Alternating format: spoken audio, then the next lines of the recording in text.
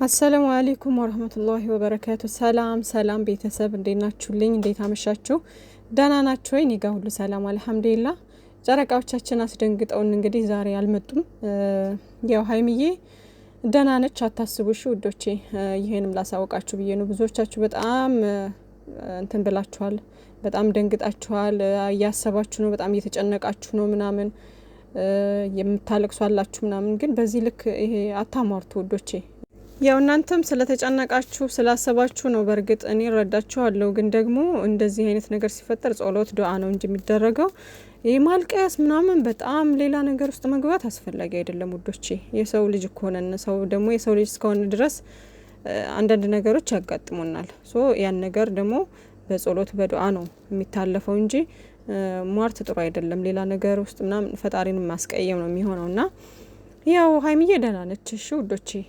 ፍጼም በውስጥ ያወሩት ልጆች ደህና ነች፣ በቪዲዮም ያልመጡት ያው እረፍት ማድረግ ስላለባት ነው እንጂ እሷ በጣም ደህና ነች፣ ተመልሰናል ከሐኪም ቤቱ ምናምን ብሎ ነግሯቸዋል ማለት ነውና ከዛ ደግሞ አሁን ናቲ ባለንትኑ ማለት ነው ጓደኛቸው ናቲ ታውቁታላችሁ፣ ወንድማቸው የትንሽየዋ የቆንጅየዋ የሚጢጢየዋ አባት ማለት ነውና እሱ እንግዲህ ላይቭ ላይ ገብቷል። ስቲል ነው ላይቭ ላይ ነው ያለው ማለት ነውና ስለ ሀይሚ ጠይቀ ነው ደህና ነች ብሏል ማለት ነው። ስለዚህ አታስቡ፣ በጣም ደህና ነች እሷ።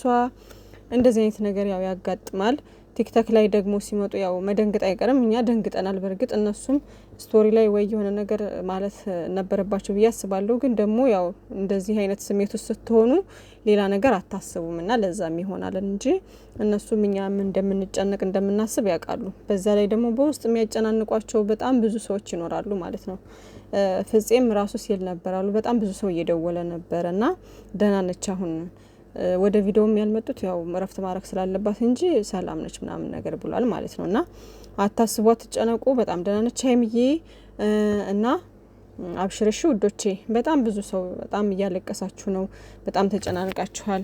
እኔ ራሱ ዩቲዩብ ወላሂ ጠብቄ ነበር ይመጣሉ ምናምን ማለት በቃ በምን አይነት መንገድ እንዳመማት ምን ላይ እንዳለች ያለውን ነገር ያሳውቁናል ብዬ አስቤ ነበር ማለት ነው። ግን ደግሞ አልተመቻቸላቸውም። እሷም ደግሞ እረፍት ማድረግ ስላለባት አልመጡም ማለት ነው። እና ይሄን ነገር ደግሞ መረዳት መቻል አለብን። ዩቲዩብ ስለጠፉ ነው እናንተ በጣም ጭንቀት ውስጥ የገባችሁት። ነገር ግን ደግሞ እንደዚህ አይነት ነገር ውስጥ ስገቡ ታውቃላችሁ አይመቻችም። ካሜራ እንትን ለማለት ይከብዳል። ስለዚህ ያው ልንረዳቸው ይገባል ማለት ነው። ኢንሻአላህ ኢንሻአላህ እነሱም የኛን ሀሳብ ጭንቀት ስለሚረዱ ነገ ይመጡልናል ኢንሻአላህ። ያውም በደስታ በሳቅ ይመጡልናል እሺ ውዶቼ። እና ምንም አትጨነቁ ጨረቃ ፋሚሊ በሙሉ ታረጋጉ ውዶችዬ። ያው በውስጥ ማውራታችሁ ያወቃችሁ አውቃችኋል፣ ያላወቃችሁ ደግሞ እህቶቼ ተረጋጉ፣ ደህና ነች። ያው ዩቲዩብ እንዳልኳችሁ ባለመምጣታቸው ስለቀሩ ነው እንደዚህ ያሰባችሁት ምን ላይ ናት ምናምን የሚለውን ነገር ማለት ነው። ጭራሹን እኮ ፖስት ባያደርጉ ያው የሚያውቅ ስለሌለ ያው መቅረታቸው ቢደብረንም ግን ደግሞ ሰው እንደዚህ አይረበሽም አይጨነቅም ነበር ማለት ነው። በቃ ማለት ናፍቆቱ ምናምን እንዳለ ቢሆንም በዚህ ልክ ሰው አይረበሽም ነበር። አሁን ያው በቲክቶክ መጣ ብለው የመጡበት መንገድ ደግሞ ትንሽ እንትን የሚል ስለሆነ የሚረብሽ ነገር ስለነበረ በዩቲዩብም ሲቀሩ ነው የተጨነቃችሁ። ትረዳችኋለሁ ውዶቼ። እኔም ከእናንተ መሀል አንዷ ነኝ። ግን ደግሞ አሁን ተረጋግቻለሁ ደህንነቷን ስሰማ ማለት ነው። ሶ እናንተም ተረጋጉ።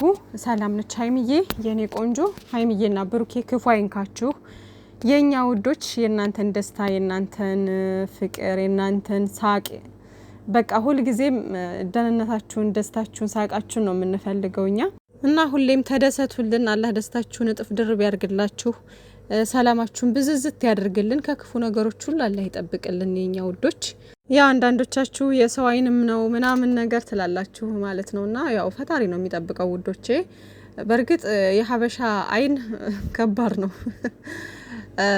ማለት በቃ ከባድ ነው እና ብቻ ግን ያው እነሱ ብቻ አይደሉም የሶሻል ሚዲያ ሰዎች ግን እነሱ በጣም ስለምንወዳቸው በስስትም በፍቅርም እኮ ስናያቸው ነው በፍቅርም ስናያቸው የሆነ አይን ይበዛባቸውና ጥሩ አይደለም የሰው አይን ሲበዛ ማለት ነውና ለዛ ነው ምናምን እያላችሁ ነበርና እንግዲህ አላህ ነው ጠባቂው። አላህ ይጠብቃችኋል። እነሱ ፈጣሪ ነው የሁሉም ጠባቂና አታስቡ እሺ ውዶችዬ።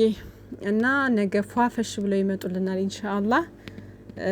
ሀይሚዬም በቃ እንትን ብላ በደንብ ተረጋግታ ምናምን ነገ ይመጡልናል ማለት ነው ውዶችዬ።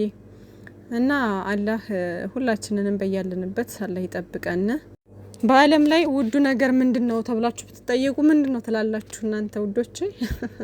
ጤና ነው አይደለ? በቃ ጤና ለሰው ልጅ ዋናው ነገር ጤና ነው። በቃ ጤና ካለ ገንዘብ፣ ሀብት፣ ደስታ፣ ሰላም ሁሉም ነገር የሚመጣው ከጤና በኋላ ነው ማለት ነው። ጤና ከሌላችሁ ሁሉም ነገር ከንቱ ነው። በቃ ምንም ነገር ከንቱ ነው። ዋናው ለሰው ልጅ ጤና ነው በቃ። እና አላህ ለሁላችንም ጤናችንን ይስጠን። እና እንደዚህ አይነት ነገር ሲፈጠር አልহামዱሊላህ ብሎ ያለብንን ችግር ደግሞ አላህ እንዲቀርፍልን እንዲያስወግድልን ደግሞ ዱዓ ማድረግ ነው። እና ሁላችንም ፈጣሪን አመስጋኝ ልንሆን ይገባል። ምክንያቱም ይባሳልና ማለት ነው ውዶችዬ። እኔ ድሮ ማለት ነው ድሮ ስላችሁ ላይክ ከዚህ ከመምጣቴ በፊት ሳውዲ አረቢያ ነው ለመጀመሪያ ጊዜ አረብ ሀገር ስመጣ ወደ ሳውዲ አረቢያ ነው የመጣሁት ማለት ነው። ከዛ የገባሁበት ቤት በጣም ጥሩ ሰዎች ናቸው ምናምን።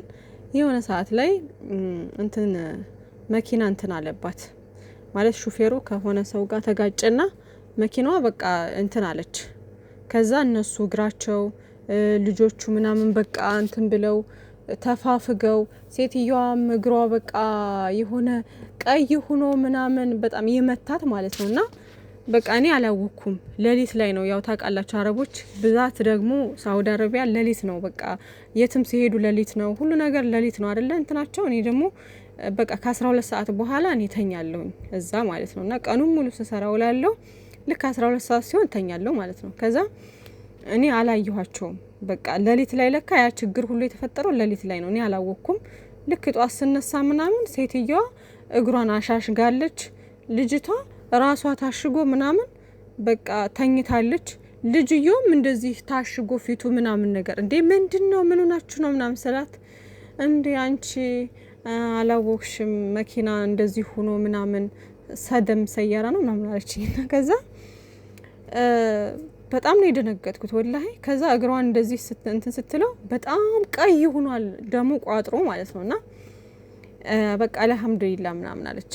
ከዛ ያው ታከመሽ ምናምን ልጆቹም ደህና ሆኖ አልহামዱሊላህ። ልጅቷም ትንሽ ራሷ ላይ እንትን ብሏት ነበር ግን አልহামዱሊላህ ደህና ሆነች። ከዛም በኋላ ምን ተፈጠረ መሰላችሁ ደግሞ ድጋሚ እንትን ተበላሽ።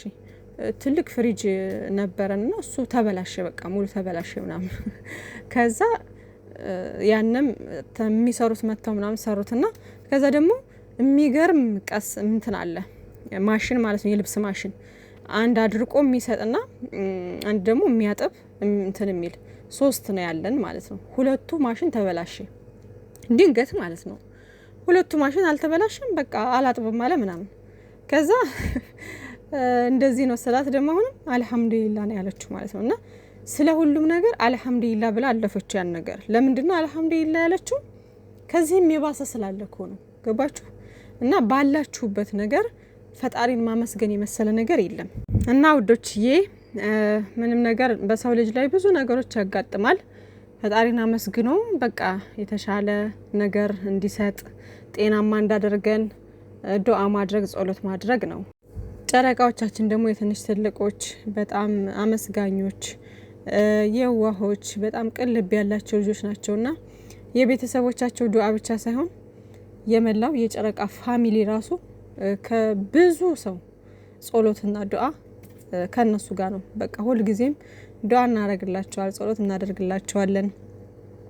ፈጣሪም ይወዳቸዋልና በቃ ሁሌም ቢሆን ፈጣሪ ከነሱ ጋር ነውና ስለምንም ነገር አትጨነቁ አታስቡ። ሀይሚዬም ደህና ነች ውዶቼ። ቡራም እንግዲህ ነገ በደስታ አብሮ ይመጡልናል ማለት ነው ኢንሻአላህ።